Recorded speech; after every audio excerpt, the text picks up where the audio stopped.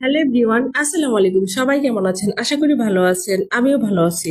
তো আজকে সন্ধ্যায় আমি যাব চাকরির অ্যাপ্লিকেশন করার জন্য বাজারে। একটি কম্পিউটার দোকানে আমার সব সার্টিফিকেট এবং একটি ফটোকপি সবকিছু মানে চাকরির যা লাগে যাবতীয় সবকিছু সেভ করা আছে। যার কারণে আমি ওই দোকান থেকে সবসময় চাকরির আবেদনটা করে থাকি। এতে করে আমার ইজি হয়। তো আমি চলে আসলাম এখানে। আবেদন শেষ করা হলে আমি চলে যাব রাজমণিহারে। ওইখানে গিয়ে একটি মোবাইলের কভার কিনবো। তো চলে যাচ্ছি এখন রাজমণিহারে।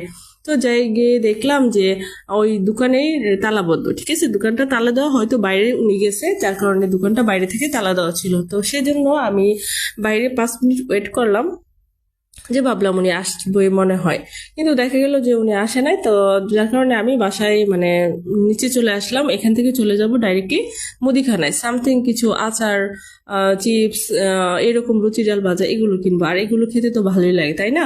তো এগুলো নিয়ে নিলাম, বাসায় যাব নিয়ে। তো এই তো ফাইনালি আমি আমার বাসায় চলে আসলাম। তো এসে আপনাদেরকে দেখাচ্ছি, দেখুন কতগুলো খাবার এনেছি।